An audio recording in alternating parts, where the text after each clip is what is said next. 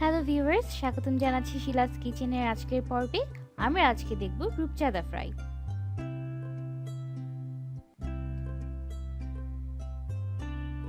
আপনারা যদি শিলাস কিচেনে নতুন হয়ে থাকেন তাহলে অবশ্যই সাবস্ক্রাইব করে বেল আইকনটিতে ক্লিক করে নেবেন, যাতে আপনারা আমাদের কোনো ভিডিও মিস না করেন। এখানে 5 পিস রূপচাঁদা মাছ আছে, মাঝারি থেকে বড় সাইজের। আমি এখানে প্রতি পিস মাছগুলোকে ভালোভাবে কেটে ধুয়ে নিয়েছি। এখন বড় পিসের ক্ষেত্রে আমরা এভাবে 3 বার করে পেটের সাইড থেকে কেটে নেব দুপাশেই। মাঝারি সাইজের মাছের ক্ষেত্রে আমি 2 বার করে কেটে নিয়েছি, যাতে মশলাগুলো মাছের ভেতরে ঢুকতে পারে। এবার আমি এতে একে একে মশলাগুলো দিয়ে দেব।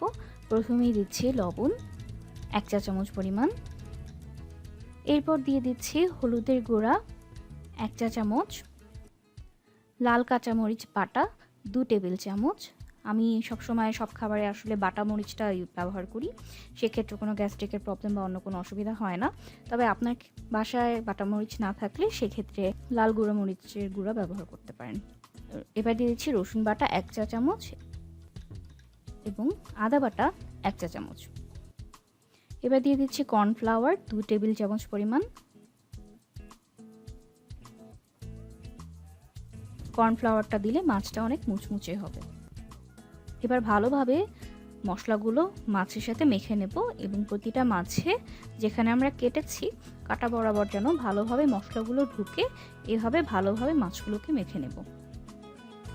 সব উপকরণ দিয়ে মাছগুলোকে মেখে নেওয়ার পরে এবার আমি এর ভিতরে দিয়ে দিচ্ছি 1/2 চামচ পরিমাণে তেলে নেওয়া জিরা গুঁড়ো। এর ভিতরে এবার আমি দিয়ে দেব 2 চামচ পরিমাণে সরিষার তেল।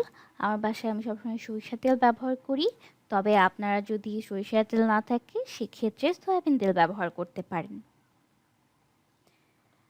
এবার তেল দিয়ে মাছগুলোকে আরও একবার মেখে নিচ্ছি। এবার আমি মাছগুলোকে ঢেকে দেব এবং ঢেকে ম্যারিনেটেড হওয়ার জন্য 30 মিনিট থেকে 1 ঘন্টা পর্যন্ত রেখে দেব। তবে যদি কেউ চান যে এটাকে ফ্রিজে রেখে দেবেন, দুপুরে ম্যারিনেট করে রাতের বেলা ফ্রাই করে খাবেন, তবে সেক্ষেত্রেও করতে পারেন, কোনো অসুবিধা নেই। ফ্রাই করার আগে যেটা করতে হবে, এর মধ্যে আমরা আবার কিছু পরিমাণে কর্নফ্লাওয়ার দিব। আমি এখানে 2 চামচ পরিমাণে কর্নফ্লাওয়ার দিয়ে নিচ্ছি এবং আবার মাছগুলোকে আরেকবার মেখে নিচ্ছি। এতে মাছগুলো আরও মুচমুচে হবে এবং খেতে আরও সুস্বাদু হবে। এবার আমি একটি ফ্রাই প্যানে তেল গরম করে নিচ্ছি। আমি এখানে সরিষার তেল ব্যবহার করছি, তবে আপনারা সরিষার তেল না থাকলে সয়াবিন তেল ব্যবহার করতে পারেন। তেলটাকে আমরা মাঝারি আঁচে হালকা গরম হতে দেব, খুব বেশি গরম করব না, কারণ খুব বেশি গরম করলে মাছটা দেওয়া মাত্র পুড়ে যেতে পারে। এবার আমি একে একে মাছগুলোকে দিয়ে দিচ্ছি। আমি এখানে আমার ফ্রাই প্যানের সাইজ অনুযায়ী 2টা মাছকে একবারই দিতে পারছি, তবে ফ্রাই প্যান ছোটো হলে সেক্ষেত্রে একটা করে মাছ দিয়ে আপনারা ভেজে নিতে পারেন। আমার প্রতিদিনের রান্নার ভিডিওগুলো আপনাদের যাতে মিস না হয়, তাই অবশ্যই আমাকে সাবস্ক্রাইব করে রাখেন।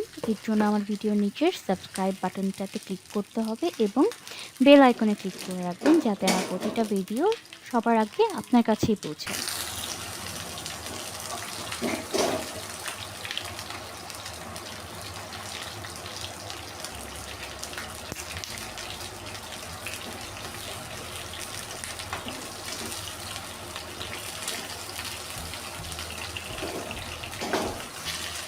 মাছগুলো এরকম গোল্ডেন ব্রাউন কালার হয়ে গেলে আমাদের মাছগুলো রেডি হয়ে গিয়েছে। এবার আমরা মাছগুলোকে সার্ভিং প্লেটে উঠিয়ে নেব। আমাদের মাছগুলো রেডি হয়ে গিয়েছে। এবার মাছের সাথে খাওয়ার জন্য আমরা সেই মাছের তেলেই কিছু শুকনো মরিচ ভেজে নিচ্ছি। শুকনো মরিচ খুব দ্রুত পুড়ে যায়, তাই এগুলোকে খুব দ্রুত নেড়ে ভেজে নিতে হবে। এরপর আমি উঠিয়ে নিচ্ছি শুকনো মরিচগুলোকে। এবার আমি শুকনো মরিচের এই তেলের ভিতরেই পেঁয়াজ দেব, পেঁয়াজ বেরেস্তা করার জন্য। এখানে আমি 1 কাপ পরিমাণ পেঁয়াজ দিয়ে দিচ্ছি। এর মধ্যে আমি কাঁচামরিচ দিয়ে দিচ্ছি। এবার আমি পেঁয়াজগুলোকে 5 মিনিটের মতো ভেজে বেরেস্তা করে নেব। বেরেস্তা করার সময় খেয়াল রাখতে হবে পেঁয়াজগুলো যেন পুড়ে না যায়।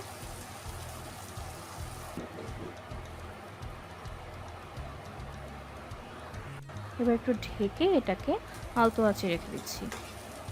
কিছুক্ষণ পরপর নেড়ে দেবো যাতে পেঁয়াজগুলো পুড়ে না যায়। আমার পেঁয়াজগুলো গোল্ডেন ব্রাউন কালার হয়ে এসেছে। এ পর্যায়ে আমি ফ্রাই প্যানটাকে একটু কাত করে রেখে দিচ্ছি যাতে অতিরিক্ত তেলগুলো বের হয়ে যায়। আমার বেরেস্তা রেডি হয়ে গিয়েছে। এবার আমি এটাকে আমার মাছের উপরে দিয়ে দিচ্ছি। হয়ে গেল আমার রূপচাঁদা ফ্রাই। আপনারা অবশ্যই আমাকে জানাবেন আমার রূপচাঁদা ফ্রাইয়ের ভিডিও আপনাদের কেমন লাগলো এবং পরবর্তীতে কী ভিডিও দেখতে চান সেটাও আমাকে কমেন্ট বক্সে অবশ্যই জানাবেন। সম্পূর্ণ ভিডিওটা আমাদের সাথে থাকা এবং ভিডিওটা দেখার জন্য ধন্যবাদ।